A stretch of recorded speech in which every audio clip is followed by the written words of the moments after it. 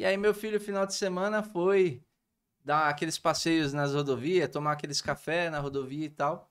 A rodovia estava sendo recapeada. Mas um detalhezinho me chamou a atenção.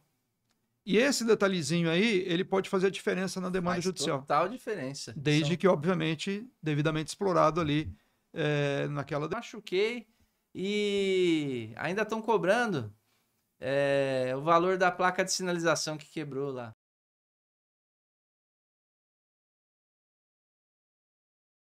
Olá, meu amigo, minha amiga, sejam todos bem-vindos ao Trânsito em Pauta, o podcast que traz assuntos para vocês relacionados ao nosso direito de trânsito.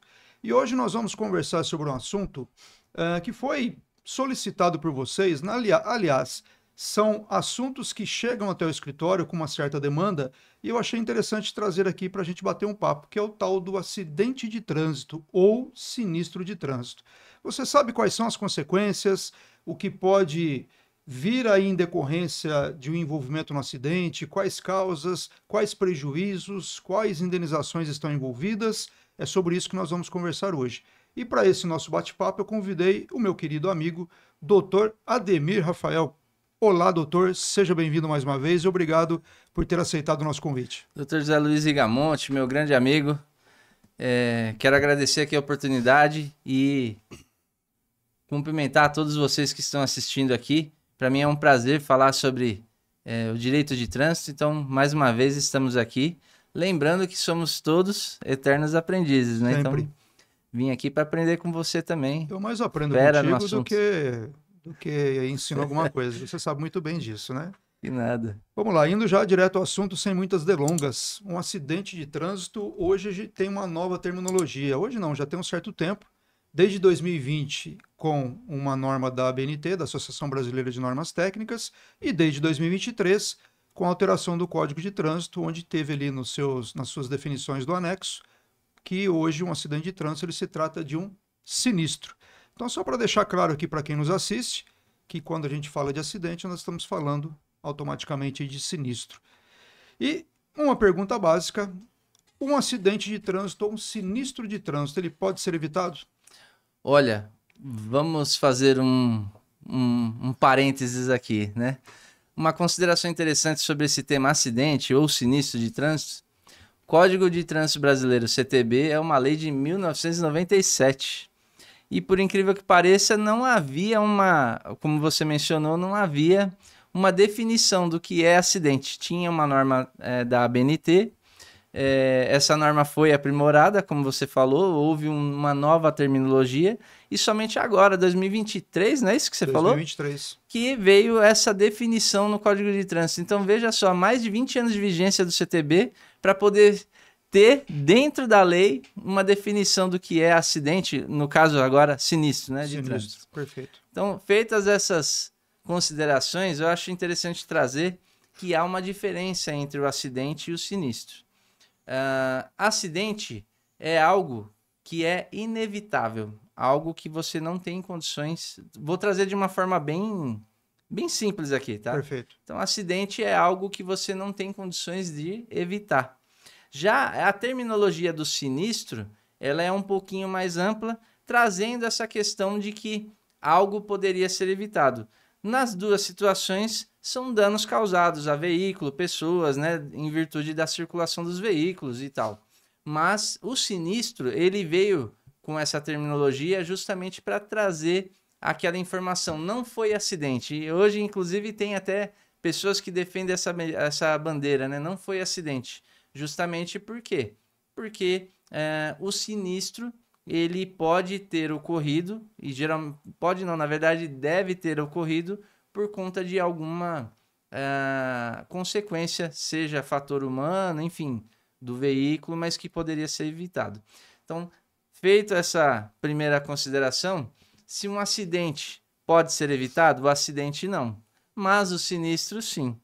E dentro do direito de trânsito, hoje, quando a gente analisa os fatos, sinistro de trânsito ele pode ser evitado. A resposta, na verdade, depende, mas ele pode, na grande maioria das vezes, ser evitado sim. Por quê? Porque as condições do veículo que a pessoa, o condutor, ele tem que analisar, pessoas que dirigem em alta velocidade, então, além das condições do veículo, as condições do condutor, dentre várias outras situações, né? Então, bebida, velocidade, condições do veículo, tudo isso, a via, as condições da via, tudo isso pode interferir e pode ser evitado no acidente. Você falou muito bem, várias coisas, mas vamos pensar no seguinte cenário. Você está descansado, você está alimentado, está dirigindo, acabou de iniciar ali seu trajeto e tem todo um cuidado no trânsito, mas tem algumas situações, alguns fatores determinantes que fogem do seu controle. Sim. Que é, por exemplo, você está dirigindo tranquilamente ali na sua via e um outro veículo acaba invadindo a sua faixa de rolamento, a sua faixa de trânsito, e ali acaba acontecendo um acidente, que dentro de um contexto você não conseguiria evitar, por mais que você teve todo o cuidado possível, seu veículo estava em ordem, com mecânica perfeita, com os freios ok, sua habilitação tranquila, você estava, como disse, descansado, e mesmo assim aconteceu um fato que fugiu do seu Alheio à sua controle, vontade, né? alheio à sua vontade, e que acabou acontecendo esse acidente. E a gente sempre tem que lembrar que o acidente ele pode acontecer em decorrência de falha na via, de falha humana ou de intempéries, ou ali de uma chuva muito forte, gelo, que a gente às vezes vê muito aqui no sul, né? Passou essa época de frio agora, a gente viu algumas ocorrências envolvendo o gelo. Então, são fatores que fogem ali do nosso contexto, mas vamos tentar focar um pouquinho aqui naqueles erros que são atrelados ao condutor. Posso fazer uma observação? Vamos lá. Olha que interessante, né? Que nem você falou. Estou dirigindo, descansado, no meu sentido da via, certinho, quando vem um veículo na contramão. Não poderia ser evitado por esse veículo? Pelo outro, não por você. E acaba, de certa forma, é aquela questão, né? Que é acidente para um e sinistro para o outro. Perfeito, né? Perfeito. Então, é por isso que depende muito da situação, não há uma... Eu sempre falo, né? Não há uma receita de bolo, não há uma regra específica, mas é bom a gente entender esse conceito de acidente e sinistro justamente por esse exemplo que nós nem combinamos aqui e caiu como uma luva, porque, na verdade, esse evento se transformou em um acidente para uma pessoa que não tinha condições de sair fora, mas para o outro que entrou na contramão, era um sinistro, né? Então, poderia ter sido evitado. Trouxe perfeito aí uma definição do que é acidente e do que é sinistro. Dentro desse contexto de acidentes, nós temos algumas questões que podem ser muito ativas para que aconteça o acidente ou sinistro, que entre elas, por exemplo, excesso de velocidade. Sim, são mais previsíveis, né? Mais previsíveis. A falta de atenção utilizando ali um celular, um telefone celular, que hoje são muitas infrações que são detectadas, então a gente, por conta das infrações, a gente imagina que muitas pessoas utilizam o telefone enquanto dirige, e a gente sabe que existe ali uma fração de segundos que podem ensejar um acidente de trânsito. E eu estava conversando, semana passada, eu estava conversando com uma psicóloga, inclusive ela virá aqui no programa para a gente tratar sobre traumas em acidentes de trânsito. E ela estava comentando justamente essa questão do uso do telefone celular ao volante na parte psicológica. A gente estava conversando, batendo um papo sobre o tema, como é que a gente vai tratar o tema aqui dos traumas, e ela trouxe essa questão que eu achei até interessante, né? E a gente vai tratar isso depois com mais detalhe no dia que ela vier ao programa. Mas essa questão, por exemplo, de excesso de velocidade, de a tal da embriaguez ao volante, do uso do telefone, são situações que podem ensejar uma causa que eu acredito um pouco maior em termos de acidente de trânsito. Dentro da sua experiência, você enxerga dessa forma também? Perfeitamente, enxergo e acho que a evolução da tecnologia, o Código de Trânsito, na verdade, ele não acompanhou a evolução da tecnologia, acho que é o termo mais adequado. Perfeito. Porque em 97, quando essa lei foi criada, na verdade ela foi publicada, o estudo do CTB ele vem desde 1993, né, com audiências públicas e vários estudos. Mas a vigência da lei entrou em vigor, publicada em 97, entrou em vigor em 98. O celular que tinha daquela época era aquele que você comprava para não utilizar, na verdade, que nem funcionava muitas vezes, né? Não, O tijolão, né? você usava como telefone, que era a E função quando dele, usava era como como telefone. telefone. Hoje você tem um equipamento, um aparelho que É um computador. você usa para tudo, quase, menos a Usa... ligação telefônica propriamente dita, né? Sim. Então, já há estudos, não tenho aqui informações de dados mais precisos, e talvez essa psicóloga até traga essa informação com mais precisão, mas há estudos que você manusear, visualizar ali o celular pelos aplicativos, tira muito mais atenção do que você utilizá-lo como telefone realmente, né? Então, o advento do smartphone é algo que tira a atenção de quem está embriagado e quem não está. Agora, você imagina a pessoa que... Vamos colocar um combo aí. Bebeu acima da velocidade e com o celular na mão ainda, ou que seja no painel, né? É algo terrível, né? E eu tô falando do combo, mas eles individualmente também trazem Sim. uma consequência muito grande, né? Então, velocidade. Aí entra as questões do veículo, que muitas vezes não fez manutenção, e aí corrobora, né? Aumenta mais ainda o risco do acidente com a velocidade, enfim, todo esse fator. Mas você tem plena... concordo plenamente com você aí na sua afirmação de que esse tipo de conduta aumenta e muito aí o risco dos acidentes sinistros de trânsito. Perfeito. O meu convite aqui para você foi para que nós pudéssemos bater um papo sobre a nossa experiência com relação às demandas que chegam no escritório com relação ao acidente de trânsito. Sim. Eu vou te fazer uma pergunta agora, que é como nós analisamos um acidente de trânsito desde o início, quando o cliente chega no escritório. Mas antes de responder essa pergunta, eu vou trazer alguns números que eu obtive no InfoSiga sobre dados a respeito de acidentes de trânsito que nós tivemos no estado de São Paulo. Eu trouxe esses números que eram disponibilizados aqui pelo InfoSiga de janeiro até agosto de 2025. Então vamos lá. Janeiro a agosto de 2025, nós tivemos no estado de São Paulo, no total, 4.069 óbitos advindos de acidentes ou sinistros de trânsito. Desses 4.069, 910 foram pedestres, 262 ciclistas, 1.763 motocicletas e 851 de automóveis. Então, esses são os números oficiais divulgados pelo InfoSiga. Num total de 71.800, um pouquinho mais de 71.800 sinistros, sendo que desses, um pouco mais de 68 sem vítimas fatais e quase 4.000 em decorrência, trazendo como resultado as vítimas fatais. E aí, agora a pergunta, como que nós analisamos, como é que você trata isso quando chega esse problema no seu escritório, como é que você trata ali inicialmente com o seu cliente e a partir daí o estudo do acidente de trânsito?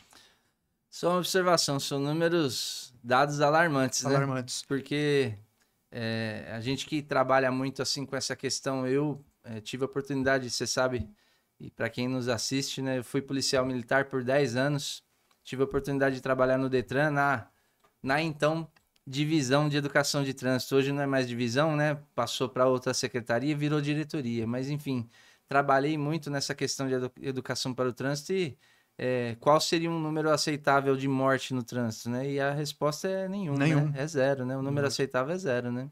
Então é triste de se ver um número como esse. Mas falando de análise dessa informação, né? Quando o cliente chega no escritório, a gente analisa se houve vítima fatal, se houve vítima com sequelas, se são só danos materiais no veículo, e aí daí a gente analisa o caso para verificar o dolo ou a culpa, e aí tem toda uma dinâmica de uma entrevista que a gente faz com o cliente, uma relação de alguns documentos para que sejam analisados para a gente poder adotar as providências cabíveis ou pelo menos dar as primeiras orientações, né? Não sei se é isso que você queria, se você quer que amplie mais, enfim. Perfeito. Eu vou dizer o seguinte, complementando a sua fala, a análise de um acidente ela começa sempre de trás para frente. Sim. Então, o acidente aconteceu, a partir desse acidente, o que veio antes e vem trabalhando isso antes para tentar entender. Só complementando, né, o que você comentou, para tentar entender e fazer o famoso Reconstruir, filme, né? fazer o filminho para tentar entender de acordo com as informações que o cliente traz, mais boletim de ocorrência, mais vestígios no local, Prova testemunhal, prova se testemunhal, houve, né? tudo para tentar entender a dinâmica dos fatos e a partir dessa dinâmica entender a questão do dolo, a questão da culpa e a questão de eventuais indenizações que Sim, podem vir em decorrência desse acidente de trânsito. sim. Quando eu falo dessa questão da entrevista é justamente para isso, para poder pegar ali o contexto inicial e buscar realmente a dinâmica do acidente, né? Que é um termo muito utilizado nas ações acidentárias. E é importante trazer aqui para nossos telespectadores que um acidente, um sinistro de trânsito, ele tem reflexos administrativos, eventuais infrações cometidas, né, no curso, né, da situação, a esfera penal, então, eventual crime. Geralmente, quando tem um sinistro de trânsito, os dois principais crimes, a lesão corporal ou o homicídio na direção de veículo automotor, fora os crimes, vamos dizer assim, os acessórios, né? A omissão de socorro, a embriaguez, quando é o caso, enfim. E a esfera civil, que aí decorre as indenizações, reflexo do que decorreu do sinistro também. Então, dano moral, material, estético, dentre outras situações, aí, até mesmo de pensão, quando é o caso. Né? Perfeito. Lidando com a parte administrativa, vamos tentar fatiar aí esses problemas que você trouxe em decorrência do acidente. Nós temos a parte administrativa, para que as pessoas entendam que são as infrações de trânsito, as multas, falando aí diretamente do que seria isso. Sim. Então, trazendo uma coisa bem básica aqui, no caso de uma embriaguez ao volante, nós temos lá o artigo 165 do CTB, ou a recusa ao teste do etilômetro, 165A. Uma pode ter uma consequência criminal, a outra não, mas tudo depende de cada caso, Sim. analisando ali o que a autoridade policial, o que o agente de trânsito ele conseguiu identificar e o que ele vai transportar dessas informações para o boletim de ocorrência. Sim. E aí, de posse do boletim, nós conseguimos ter essas informações. Então, nós temos a multa, valor pecuniário para fazer o pagamento. Pode-se ter ali uma suspensão da habilitação em decorrência de alguma infração de trânsito. Então, resumidamente seria isso. Tem mais alguma coisinha aí? Pode ser também. Você falou os aspectos em relação ao condutor, mas tem do veículo também, né? Também. Documentação está em dia, não está?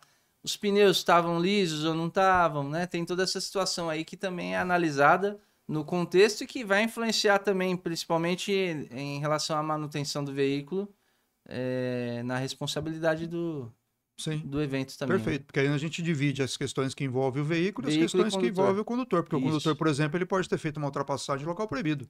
Isso aí. E essa ultrapassagem deu ali uma consequência do acidente de trânsito. Sim. E aí agora vamos para a questão criminal, que pode ser em decorrência dessa infração administrativa, por exemplo, um teste positivo do etilômetro. Sim. Nós podemos ter ali uma questão que envolve lá o 306 do Código de Trânsito, que tem algumas consequências ali criminais em decorrência dessa atividade, dessa situação que foi a embriaguez. Outras questões criminais podem vir em decorrência do acidente? Até pode, mas depende ali de uma análise que a autoridade policial vai fazer no local para tentar identificar essa questão. Perfeito. E agora vamos para a indenização material, moral, estética. Talvez a estética esteja dentro do moral, esteja dentro do material. Vamos conversar um pouquinho sobre isso.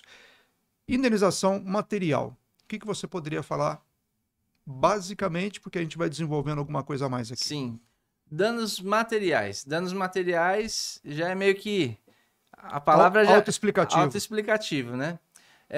São os danos causados no seu veículo, os danos que você sofreu, que você deixou de receber, valores que deixou de receber, as despesas que você teve em razão desse evento, seja acidente ou seja sinistro, enfim, vamos utilizar o termo mais adequado, seria o sinistro, né? Então, em virtude do sinistro. Então, são esses valores que você tem para receber em virtude dessas consequências. Ou pagar. Então, ou pagar, né? Dependendo do lado que você do tiver. lado que você está. Justamente. Então, as avarias do veículo, que eu costumo dizer que é o de menor importância, né? Em um evento como esse aí, o veículo danificou, você vai lá e manda arrumar, enfim, tá tudo certo. O problema é quando prejudica, tem vítima, né? Sim. Mas enfim, danos do veículo, deixei de trabalhar, posso pedir a diária, tô dando alguns exemplos aqui, Sim. né? O veículo tive que alugar um veículo, eu posso, para substituir o que foi danificado, eu posso cobrar. Todos esses danos materiais entram nessa questão. E também não há uma receita de bolo, cada caso é um caso. As despesas médicas com remédio, consultas eventualmente, tudo isso entra no dano material. Dano moral agora. O que você me fala do dano moral? Isso aí pode ser solicitado em qualquer caso. Vou pedir 10, 20, 30, 50 mil de dano moral. Como é que funciona isso? Explica um pouquinho pra gente. O dano moral é quando há um abalo emocional, né? Uma questão mais que vem assim do abalo emocional, uma questão psicológica. E aí que traz aí um prejuízo para a vítima também. Ele dá esse direito. Então, no caso do acidente de trânsito, o dano moral ele entra muito quando há sequelas. Então, quando você tem um acidente com vítima, esse desgaste emocional, todo esse susto que passou, esse abalo, acaba ensejando na indenização por danos morais. Que também, alguns doutrinadores, eles até entendem que o dano moral e o dano estético são a mesma coisa, mas a doutrina majoritária hoje em dia, ela entende que não é uma coisa única. É meio que uma derivação do dano moral. Geralmente, quando você tem dano moral, você pode ter também o estético, né? Se realmente ficar uma sequela. Perdi um dedo, perdi a visão.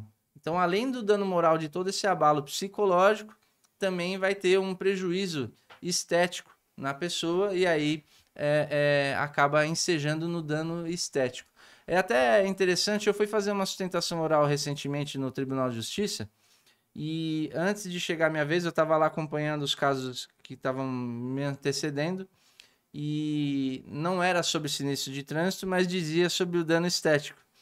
E uma pessoa que tinha perdido, em tese, perdido não, vamos melhorar aqui. Vamos reformular. Ela teve um incidente no olho, com a retina, enfim, e aí ganhou um dano moral, inclusive bem alto, mas o dano estético não tinha sido dado. Porque não houve nenhum prejuízo estético, não houve nada. Visualmente, o problema na retina da pessoa não trouxe nenhum aspecto visual que fosse prejudicar. E ela também não perdeu a visão, então entrou como um dano moral, mas o dano estético não houve. Então, dano estético, eu tenho um caso, por exemplo, de uma pessoa que colocou pinos, né, parafusos lá no tornozelo. Houve uma fratura no tornozelo e teve que fazer 2 cirurgias, aí vem o dano moral. Todo esse abalo psicológico, esse tempo que ele passou no hospital, isso tudo entra no dano moral. E o dano estético? O dano estético por quê? Porque ele... outra coisa, dano moral. Por conta desse acidente, um caso prático aqui, nunca mais vai jogar bola. Perdeu um pouco da mobilidade que ele tinha, né? Mesmo que parcial, ficou uma sequela pro resto da vida. Dependendo da situação, até teve acabou engordando em decorrência disso, porque não consegue praticar mais esportes. Perfeito. Então, nós vamos falar de perícia, só para eu entender aqui. Vamos falar de perícia. Então, na perícia eu vou trazer esse caso de volta aqui. Vamos lá. Mas, enfim, isso entrou no dano moral. E o dano estético?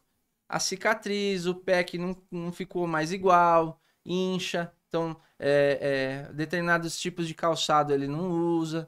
E aí tudo isso entra na parte do dano estético. Não sei se eu me fiz entender aqui. Sim, perfeito, perfeito. Eu tô tentando ser o mais prático possível, né? Que aí o pessoal que nos assiste vai entender talvez melhor, mas... E quem nos assiste não são normalmente advogados, são pessoas do dia a dia que acabam se envolvendo com os no acidentes. acidente e têm interesse nessa matéria. E aproveitando o gancho, explica para nós o que é uma sustentação oral, porque você acabou comentando aí, mas de repente não é de conhecimento de quem nos assiste. Legal, boa. Sustentação oral. Quando você dá entrada num processo, ele vai para o juízo de primeira instância, que é o juiz que vai analisar a causa realmente, os fatos, os fundamentos para trazer a sentença no final, a decisão dele por meio de uma sentença.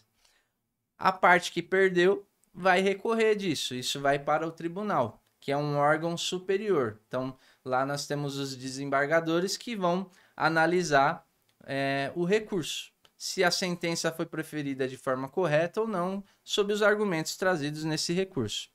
São 3 desembargadores que analisam, via de regra, o recurso. Um deles é o relator, que vai analisar e vai dar o voto dele. E nesse momento do desembargador dar o voto, antes disso, o advogado ele tem a possibilidade de trazer aquele, sabe, a cerejinha do bolo. Tudo, fazer um resumo daquilo que você colocou no seu recurso, seja para quem está recorrendo ou seja para quem é o recorrido, ou seja, a parte que está se defendendo nesse recurso, ele tem a condição de expor verbalmente ali, sustentar verbalmente, de forma oral, no caso, então, as suas argumentações e, de repente, atrair a atenção de quem vai julgar para algum ponto muito importante ali, para ter a chance de virar o jogo ali, mesmo que nos 15 minutos da prorrogação, né? Perfeito. Então, você já fez o seu recurso, lembrando, passamos por toda a fase lá da primeira instância, teve um julgamento, a sentença, recurso, e nesse recurso, no julgamento do recurso, você tem a possibilidade de sustentar a sua tese perante ali os desembargadores. Isso aí. E ser muito clínico. Além das alegações que você fez por escrito, você frisa os pontos mais importantes ali, sendo bem cirúrgico naquilo que é importante para a decisão ser mantida ou ser reformada, né? Perfeito, perfeito. Você citou aí agora há pouco da perícia, vamos tratar agora desse tema, trazendo aí para o nosso acidente de trânsito. O que você entende sob o ponto de vista de interesse num sinistro de trânsito, a perícia? E aí a gente vai tratar aqui de perícia feita pelo Instituto de Criminalística, oficial aí do Estado, e a perícia particular. Vamos dividir em duas aí primeiro? Sim. Então, para todo acidente que tem ali alguma vítima, vai ter ali uma perícia.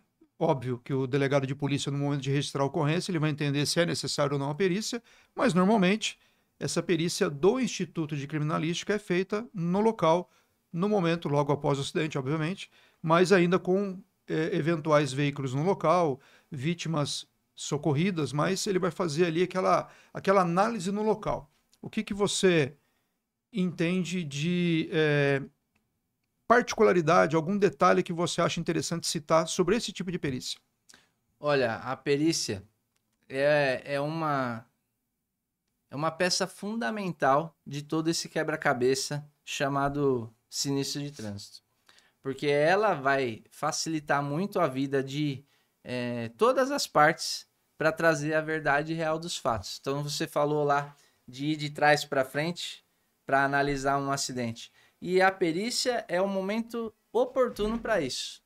Então, primeiramente, o profissional do Instituto de Criminalística, ele vai lá representando o poder público e ele vai lá fazer a análise do caso, pegando o quê? Desde fragmentos, a disposição onde os veículos estavam, até a gente chama de forma técnica, né, os resíduos, né, orgânicos que tem, vamos falar de uma forma mais...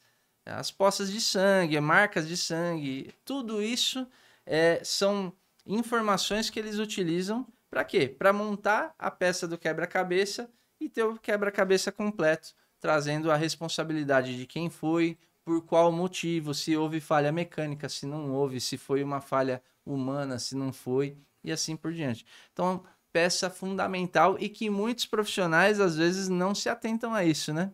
Seja no aspecto criminal, seja na esfera civil, o Rigamonte, porque correm meio que juntas, né? Sim. A parte do aspecto criminal com a esfera civil. Então, acho que é muito importante, inclusive, de ter um profissional acompanhando essa perícia feita pelo Instituto de Criminalística, que a gente vai falar, acho que num segundo momento, né? Não sei se tem alguma consideração aí.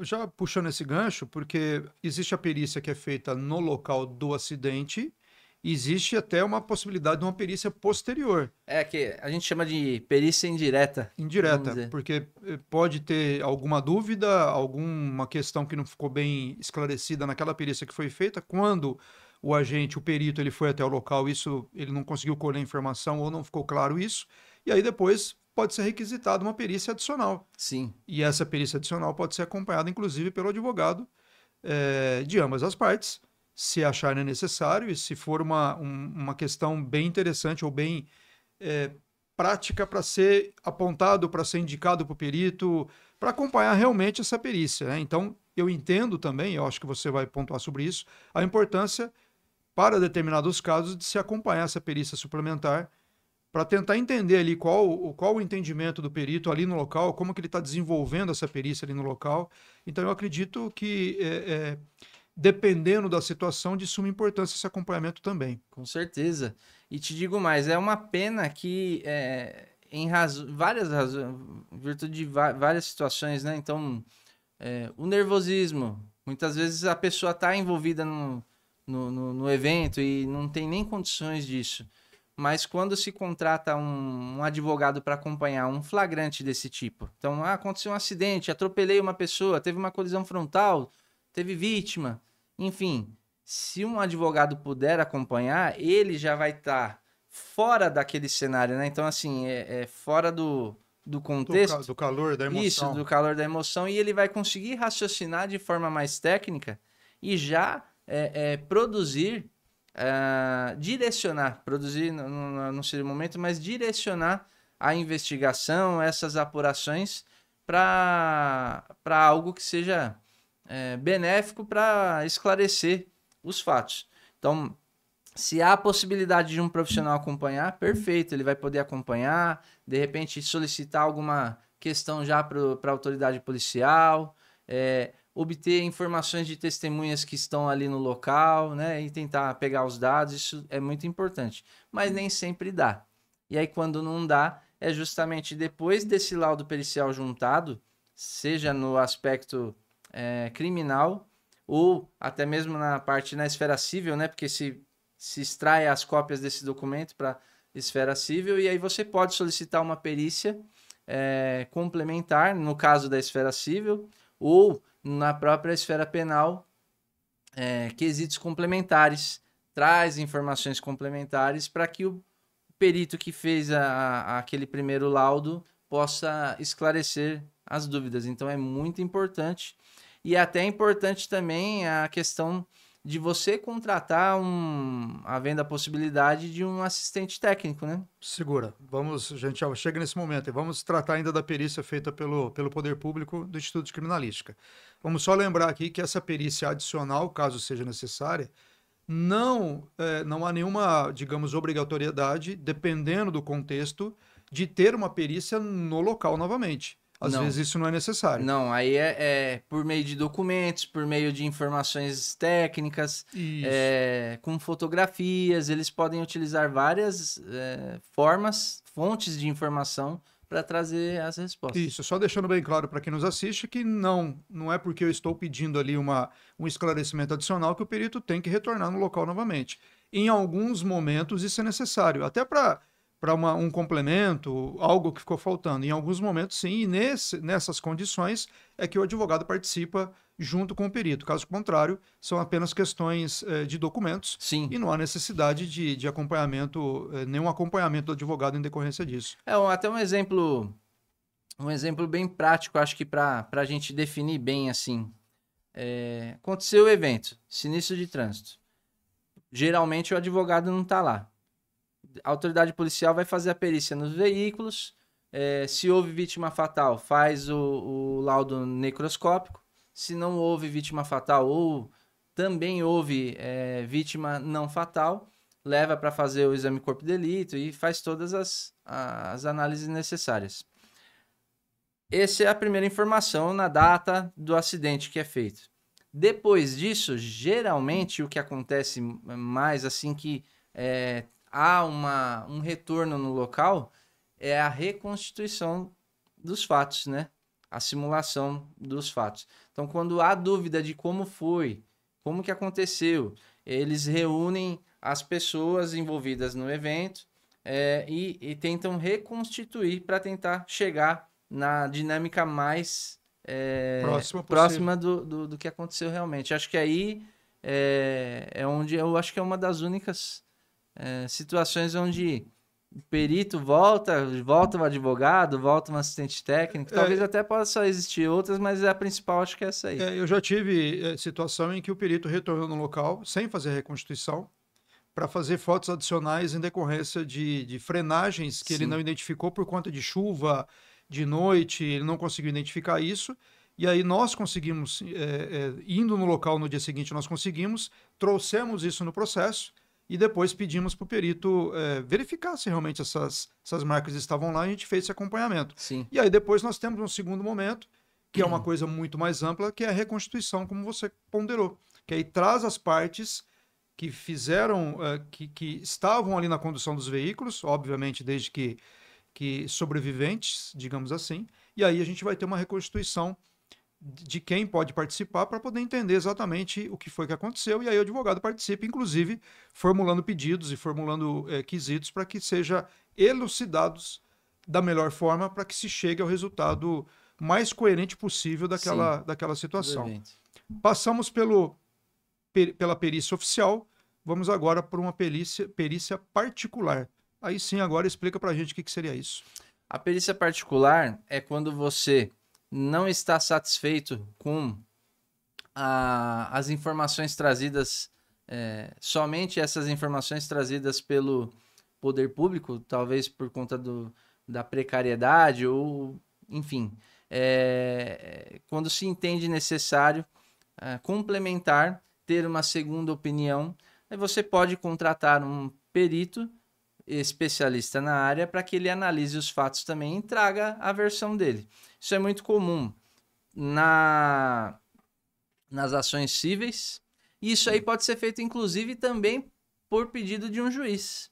Então, quando não se esclareceu tudo por meio dos laudos trazidos pelo Instituto de Criminalística, o juiz ele pode nomear um perito da confiança dele com os quesitos que ele entenda necessário para esclarecer os fatos, e aí é feita uma nova perícia no local por um outro profissional, que aí a gente junta a nossa perícia para o nosso perito, o juiz pode juntar a dele por meio dessa nomeação, a parte contrária vai juntar a dele também, e aí vai trazer os esclarecimentos necessários sempre em busca da verdade real dos fatos. Então você está colocando que nós podemos ter, dependendo da quantidade de pessoas envolvidas, vamos colocar aqui 2 veículos envolvidos, nós temos a perícia feita pelo Poder Público, pelo Instituto de Criminalística, nós podemos ter a perícia particular feita pelo condutor A perícia particular feita pelo condutor B e uma quarta perícia ainda feita pelo juiz. Pelo juiz não,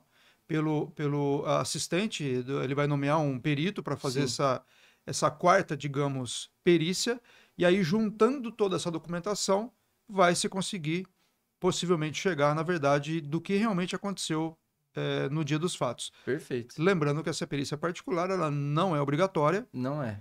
Lembrando que a perícia do juiz também... E não é o advogado que faz, né? Não é o advogado que faz, é um perito... A gente tem os parceiros que fazem isso. Que são especialistas, formados especialistas em determinadas áreas, que vão contribuir para que se consiga chegar na verdade e saber exatamente o que foi que aconteceu. Então nós podemos, no acidente, ter até 4 perícias, ou de repente ter até uma perícia suplementar ali do perito oficial, ou ainda termos a reconstituição. Tudo depende da complexidade do caso e da demanda do que envolve, do que está acontecendo ali. Muito interessante isso. Eu tenho um caso, falando sobre perícia, eu tenho o caso desse menino aí do pé, que ele machucou, né? Ele estava na garupa de uma motocicleta, na verdade. E um veículo tombou em cima da motocicleta, em virtude da alta velocidade, da direção perigosa, e aí fratura no tornozelo, enfim. No dia, não houve uma perícia no local. Não houve. A autoridade não fez, porque não teve vítima e tal, fez o BO de lesão corporal, mas não houve perícia. E aí, a perícia também influencia nas indenizações cíveis. Não sei se você vai falar já da... Pode entrar no assunto. Influencia também nos danos causados à vítima. Então não é só de quem é a culpa do acidente, né? De quem é a culpa do sinistro, o responsável. E na esfera civil há essa perícia da extensão do dano na vítima, né? Então ele vai fazer uma análise sobre a incapacidade, se foi total e permanente, se foi parcial e temporária, parcial e permanente, qual é o percentual da perda de mobilidade, se ele vai conseguir fazer as mesmas coisas ou não. E aí, dentro disso tudo, a palavra-chave aí é nexo causal. O perito ele tem que trazer informações que possibilite trazer o dano, a extensão do dano na pessoa, ligando com o acidente para que ela tenha direito da sua indenização. Até para saber se aquele problema que a pessoa teve foi em decorrência do acidente. Isso, que isso pode mesmo. ser justamente alguma coisa anterior que ela tinha. Pré-existente, né? Pré-existente, que não vai trazer... que não foi em decorrência do acidente Isso em si. aí. Então, com perícia, podemos definir várias questões, entre elas, dinâmica do acidente, entre elas, extensões, danos e mais alguma coisa que você se recorda? Eu acho que é isso aí, né? No aspecto criminal é a dinâmica do acidente, propriamente dito. Na esfera civil, além da dinâmica do acidente, se discute em virtude do dano moral e estético a extensão do dano na vítima também. Acho que é isso aí. Perfeito. Vamos falar um pouquinho agora de responsabilização. O proprietário do veículo não estava no local e o condutor deu causa a um sinistro, deu causa a um acidente. Esse proprietário ele pode ser responsabilizado? Depende. Se for uma empresa, ela responde solidariamente sim com o condutor. Inclusive, quando essa empresa é terceirizada também. Então, existe muito essa situação, né? Eu tenho uma empresa, eu terceirizo um serviço externo para uma outra empresa. Então, essa empresa vai lá com o veículo dela, o logotipo da primeira contratante. As duas respondem. E o motorista responde também. Então, falando na esfera civil, há essa possibilidade sim. Na esfera, vamos dizer, quando é duas pessoas físicas, então eu estou com o veículo do meu pai. Meu pai responde? Responde em partes. Há algumas infrações administrativas que ele pode responder, dependendo da situação. Há uma parte criminal que ele vai responder também, dependendo da situação. Então, vamos dar exemplos clássicos aqui. A pessoa não é habilitada, então entregar, permitir que a pessoa conduza seu veículo lá tem uma infração, uma multa e tem o crime por isso. Agora, em virtude na esfera civil das indenizações, há uma discussão. Nem sei o que você pensa sobre isso, mas eu entendo que aí o polo passivo seria realmente quem deu causa. Se você pegar pelo Código Civil, né, aquele que deu causa por ação, omissão, negligência, imprudência, ele tem que indenizar. Então, entendo que aí nesse caso, dando exemplo aqui, eu peguei o carro do meu pai e me envolvi num acidente. Meu pai, entre aspas, não vai responder, porque quem é o polo passivo, vai figurar no polo passivo, é o condutor realmente. Perfeito, é o entendimento que eu tenho também.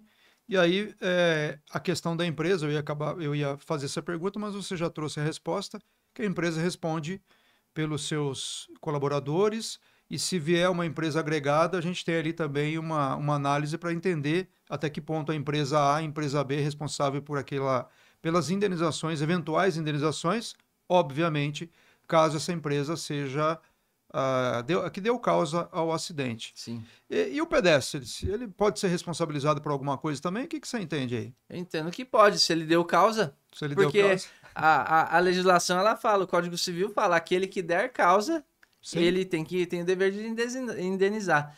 Não é a regra, mas são exceções que eventualmente pode acontecer sim. Então, por exemplo, houve há algum tempo, não sei precisar, mas aconteceu há pouco tempo aí uma questão de pessoas que foram atropeladas por um menino. E esse rapaz, ele estava até em alta velocidade, foi constatado esse tipo de situação. mas as meninas que estavam atravessando a via também estavam fora da faixa de pedestres, distraída. Então, há meios de, se você estiver pela defesa desse condutor, de utilizar essas informações a favor dele, que a vítima contribuiu para isso. E aí, no direito penal, é uma situação interessante que no direito penal, ou se condena ou se absolve, não tem um meio termo. Mas no direito civil existe um instituto chamado culpa concorrente. O que é isso? Para quem está nos assistindo aqui, a culpa concorrente é quando a culpa dos dois. A responsabilidade é dos dois no evento acidente. Então, nesse caso que eu dei, o veículo estava em alta velocidade? Estava, mas a pessoa também atravessou num local inapropriado.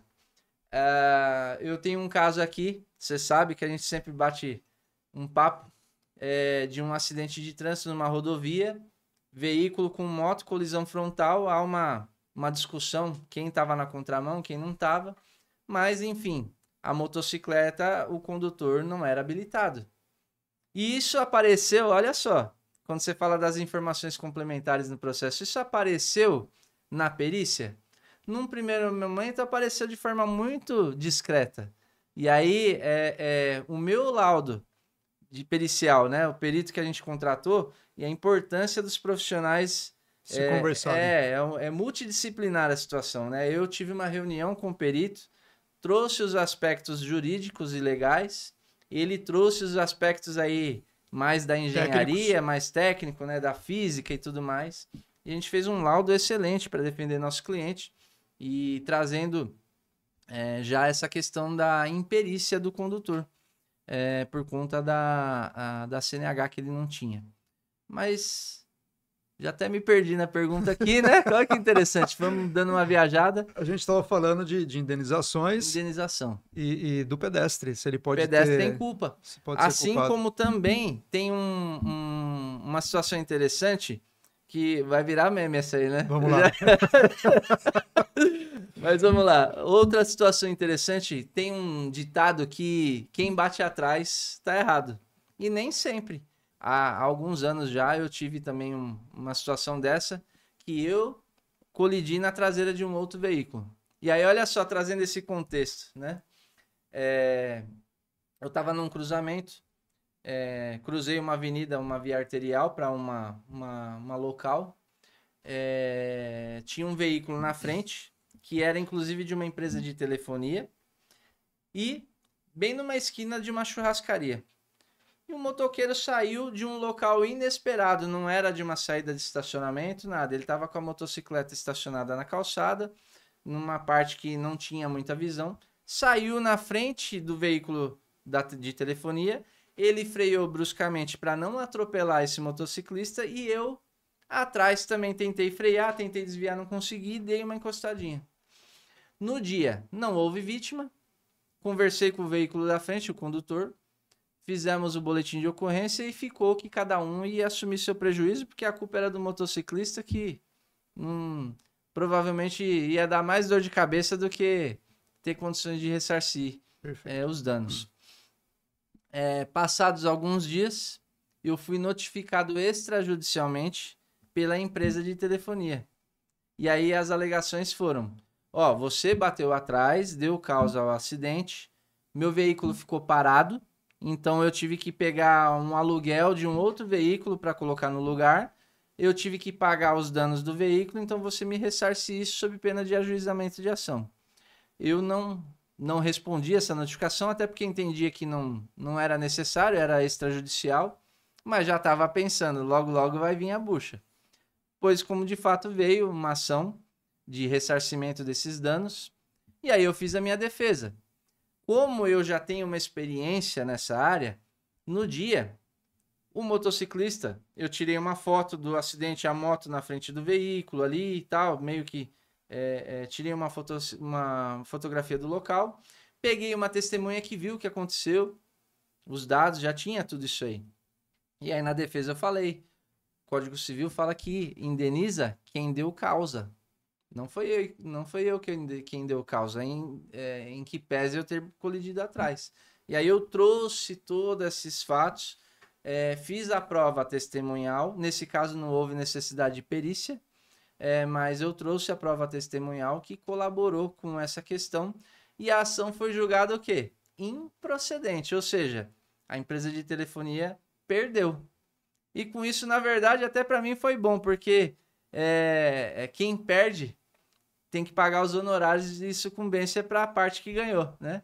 E aí eu ganhei 10% do valor da causa, que foi o valor aproximado ali do que eu tive que consertar do meu veículo. Acabou que deu certo até para mim, nesse caso aí. Então, pedestre pode ter culpa, nem sempre quem bate atrás tem culpa, mas precisa de um profissional bom que saiba justificar essa questão e trazer as provas necessárias para os autos, né? É importante esse exemplo que você trouxe, que nos apresentou a importância de você produzir as provas e deixá-las ali guardadas para uma eventual necessidade, que você colheu, tinha foto, colheu ali as informações de uma testemunha para poder, se necessário no futuro, você acioná-la.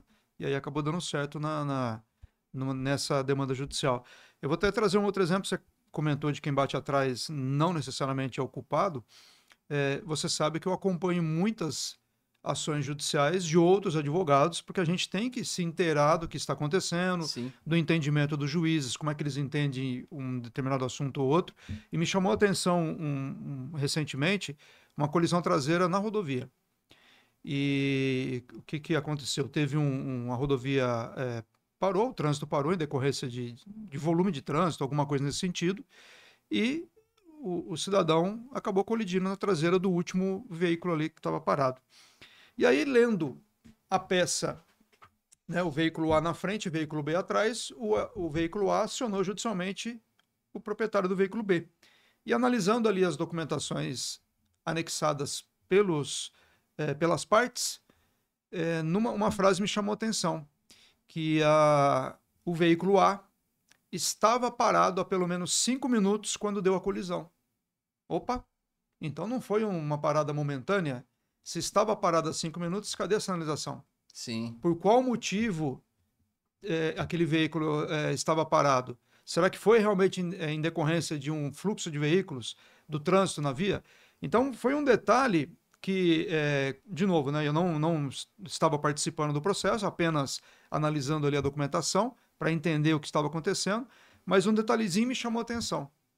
E esse detalhezinho aí, ele pode fazer a diferença na demanda judicial. Total diferença. Desde que, obviamente, devidamente explorado ali naquela demanda. Então, não me recordo agora do resultado da demanda, não me recordo de qual foi a contestação que foi apresentada, mas me chamou a atenção esse detalhe de ter colocado que o veículo estava parado há pelo menos 5 minutos. Então, houve falha, principalmente do veículo A, de não ter principalmente sinalizado o local para que se evitasse acidentes em decorrência disso. Mais uma perguntinha para você aqui. Buraco na via. Eu ia falar disso agora. Posso responsabilizar a concessionária ou, no caso de uma rodovia administrada pelo ente público? Posso acionar um ou outro? Pode e deve. Na verdade, esses buracos na via que causam... Eu até vou trazer um exemplo primeiro e aí a gente conversa. Uma determinada vez me procurou uma pessoa que seu filho... E olha só a situação. Comprei uma moto de presente pro meu filho. E aí meu filho, final de semana, foi dar aqueles passeios nas rodovias, tomar aqueles cafés na rodovia e tal. A rodovia estava sendo recapeada. Eles recapearam, mas não sinalizaram. Estava aberta a via, apesar de recapeada ali. Arrancaram o asfalto, mas ainda não tinha recapeado. Estava no processo de recapeamento. Não tinha sinalizado, a motocicleta caiu ali. O menino veio a perder a perna dele. E aí imagina o pai, como é que não fica aí? Cabe alguma coisa? Caiu sozinho lá.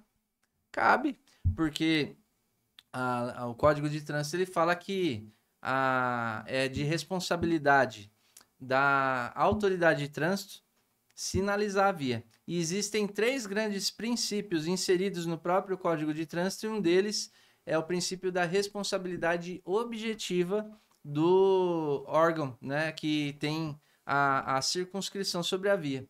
Então, ele responde independente de dolo ou culpa por qualquer situação ali.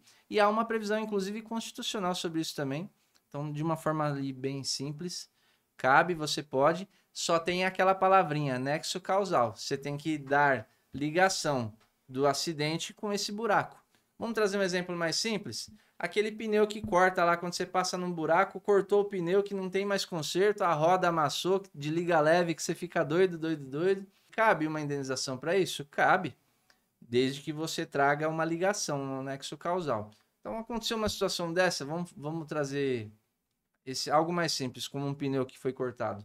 Parou no local ali, você já tira uma foto da via, tira uma foto do pneu. Se precisar o acionamento de um guincho, você junta todas essas provas. Se tiver condições de pegar uma prova, uma testemunha, enfim, você vai juntar essas provas.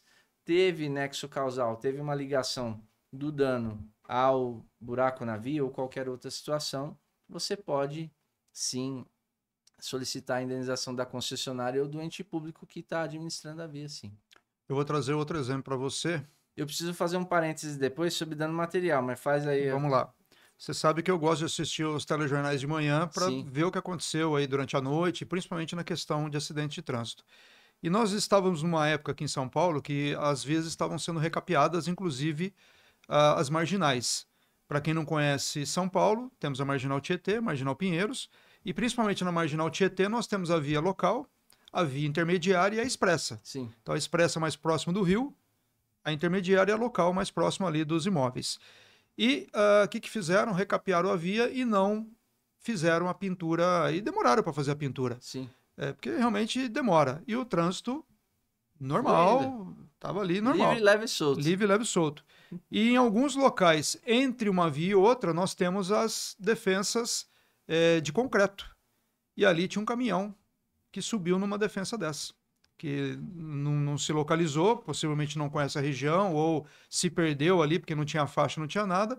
Da noite ali para amanhecer, ele acabou subindo numa defensa dessa e teve ali seus danos. O veículo, obviamente, teve que passar, um veículo de carga, teve que passar ali por alguma manutenção, deixou de trabalhar alguns dias. Então, podemos sim responsabilizar, no caso daqui de São Paulo, a municipalidade, por conta de ter liberado a via sem ter a sinalização adequada para que se evitasse acidentes. Inclusive, nesse dia estava chovendo e eu vi lá pelas imagens a chuva e o caminhãozinho lá em cima ainda da defensa esperando para ser retirado. Então, mais um exemplo. Quer mais um? Vamos trazer mais uma. Aconteceu um sinistro de trânsito, colisão. Houve fluido de óleo do motor que ficou na via lá. Alguém derrubou. Derrubou o óleo lá, enfim. É responsabilidade da concessionária ou do órgão com circunscrição sobre a via ali de fazer a manutenção e liberar a pista, como nós dizemos, né? Liberar a pista somente quando tiver em condições de tráfego. Por quê? Se acontecer um novo acidente, um novo sinistro por conta desse óleo, ela vai se responsabilizar também. São questões que a gente... muitas vezes o cidadão passa desapercebido, ele acha que não tem nem direito, mas acaba tendo, né? Mas só para eu não esquecer, se você quiser falar depois, o parênteses. Nós falamos do dano moral, material e do estético. Dentro do dano material, existe uma situação que você pode pedir a pensão também, hein? Que a gente acabou não falando. Então imagine, vou me usar como exemplo, porque isso é tão ruim que a gente não deve desejar isso para ninguém. Sofri um acidente, fiquei impossibilitado de trabalhar para o resto da vida e eu preciso sustentar minha família, tenho as minhas despesas. A pessoa que deu causa a esse dano, ela tem que pagar uma pensão em razão disso aí. É claro que existe toda uma perícia, uma análise do caso. Outra situação que acontece muito, filhos de vítima fatal. Além de perder o pai, uma perda, acho que é a maior de todas, né? Inestimável, que entra no dano moral, ele pode pedir um dano material como? Materializado na pensão, porque o pai não vai estar lá mais para sustentar ele, falando com palavras bem simples, né? Então pode ser solicitado, requerido isso aí numa ação judicial, os alimentos em razão dessa perda aí. Você falou do pai, mas às vezes até o filho, que é o provedor da família O ali. filho que é, isso aí também, o filho que é o muro de arrimo, né, da Sim, família, e os pais já idosos que dependiam do filho. Qualquer dependente pode pedir essa pensão do seu provedor, no caso. perfeito. Fechando esse parênteses, vou trazer um outro caso, um outro exemplo para você aqui, quero a sua opinião do animal na pista. E aí, de quem que é a responsabilidade? Me acidentei Boa. em decorrência de um animal perto de rios, existem as capivaras. O que que você me fala disso? Quem E tem na Marginal culpa? Tietê tem capivara, Marginal inclusive, Tietê, né? Pinheiros também. Marginal Tietê, perfeito. Mas, enfim, a responsabilidade de tirar o animal da via é do órgão com circunscrição. É uma medida administrativa, inclusive, né? Nós temos aí uma divisão de o que é penalidade. Então, vamos dar exemplo aqui. A multa, a advertência, a suspensão do direito de dirigir, a cassação. E as medidas administrativas, recolhimento do veículo, retenção do veículo para sanar irregularidade, etc. Uma das medidas administrativas é a remoção do veículo, a remoção do animal da via, justamente para não acontecer nenhum incidente aí. Posteriormente, o órgão ele pode cobrar as despesas de instalações onde o animal ficou do proprietário quando se localiza, né? Se localizado. Geralmente, quando é um boi, uma vaca, um cavalo ali, o proprietário não vai querer perder, ele vai ir atrás e acaba respondendo por isso. Uma dificuldade que, inclusive, acaba favorecendo para um sinistro é que, geralmente, os órgãos de trânsito não têm o local adequado para fazer essa remoção. Então, eles dependem de outras entidades, né? Outros órgãos da administração pública, e isso acaba demorando um pouco e acaba gerando um prejuízo na via ali também, né? Mas respondendo, é responsabilidade da autoridade de trânsito sobre isso. Eu vou trazer um exemplo, então, de um... Quando a gente fala de animal silvestre, que é uma capivara, obviamente não tem dono, porque o dono é a própria União. Sim. Mas no caso de um animal doméstico, que é o cavalo, eu lembro de uma oportunidade que esse cavalo ele deu causa a um acidente, porque o veículo ele acabou freando e deu um engavetamento lá com 3, 4 veículos. E na época a rodovia não era concessionada, mas esse cavalo nada sofreu, mas ele foi apreendido na época pelo DR, Departamento de Estradas de Rodagem.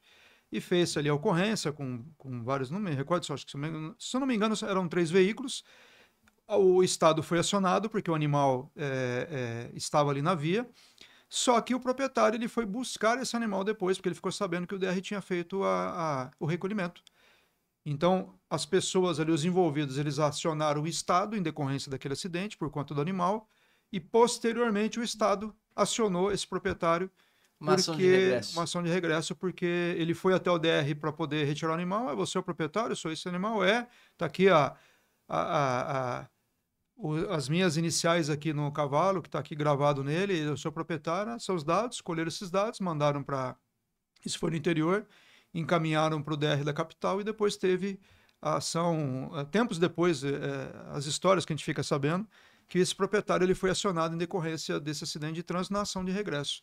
Então, realmente teve ali o Estado ele se responsabilizou por aquilo, mas ele foi atrás depois do proprietário para ter o direito ali de regresso. Existem até ações que o Estado tenta dar aquela fugidinha, né? Falando, não, mas o animal não era meu, não era da... tinha proprietário, tentar jogar uma ilegitimidade de parte, né? Falando, não sou parte nesse processo, tem que acionar o proprietário. Mas ele responde porque ele é o responsável de retirá-lo, né? E de manter a ordem lá na via, e aí o correto justamente é isso aí, entrar com a ação de regresso. Outra questão de ação de regresso, e falando sobre dano material que acontece, sofri um acidente sem vítima. Capotei o veículo, enfim, dormi, bati lá na defensa, arranquei uma placa lá de sinalização, a defensa que eu quebrei. É muito comum o órgão cobrar essa defensa, a manutenção, essa placa. Esses dias mesmo, uma pessoa me procurou e falou, é certo isso, tive um acidente, capotei meu carro, teve toda uma situação, me machuquei e ainda estão cobrando o valor da placa de sinalização que quebrou lá. Eu falei, é possível sim, eles têm esse direito. Né? Então, Poste. Poste, é no isso caso aí. da empresa de energia Isso elétrica. nas vias urbanas, né? Sim. Acontece muito poste. Eles Poste. vão lá, fazem a manutenção, mas cobram de quem deu causa. Aquele que deu causa Aquele que deu é o causa. responsável pelo ressarcimento. É. Meu querido, a gente está caminhando aqui para o final já. Eu queria que você deixasse algumas informações de precaução para quem se envolveu em um acidente de trânsito ou se envolve no acidente de trânsito. Quais precauções ela deve ter para se garantir de eventual problema que ela pode ter no futuro em termos de uma solicitação de indenização ou para ela mesma tentar o ressarcimento de algum eventual dano que ela teve? Acho que, Riga, a primeira coisa, né? Falando aqui, uma vez que ainda não aconteceu, esperamos que não aconteça, Não mas se aconteça. acontecer, ande com a documentação do seu veículo em dia, sua documentação em dia, porque isso trará reflexos em um eventual acidente, inclusive de ressarcimento do seguro. Seguradoras hoje não pagam sinistros de pessoas que estão com seu documento vencido, a CNH suspensa, cassada, enfim, tem toda uma situação. Dirigindo sob influência de Sob álcool. influência de álcool também não tem pago, então ande na linha, né? Seja em relação à manutenção do veículo, à regularidade do seu documento. Se beber, não dirija, não é isso? Sim, perfeito. Velocidade, as regras, siga as regras de circulação e conduta. Mas caso isso aconteça, acho que é importante sempre a questão de tentar registrar todas as informações com a maior precisão possível e o mais rápido possível. Então aconteceu lá. Primeira coisa, tá tudo bem? Tá tudo bem. Vou sinalizar para que não aconteça um novo acidente, né? Normalmente ainda assim.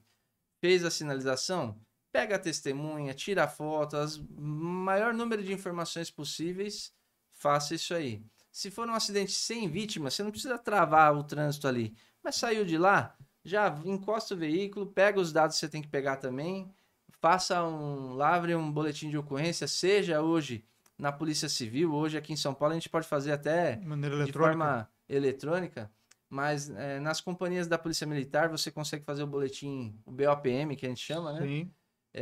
E com essas informações você vai se preservar de eventuais ações ou correr atrás dos seus direitos por meio da documentação necessária. Aí. Perfeito.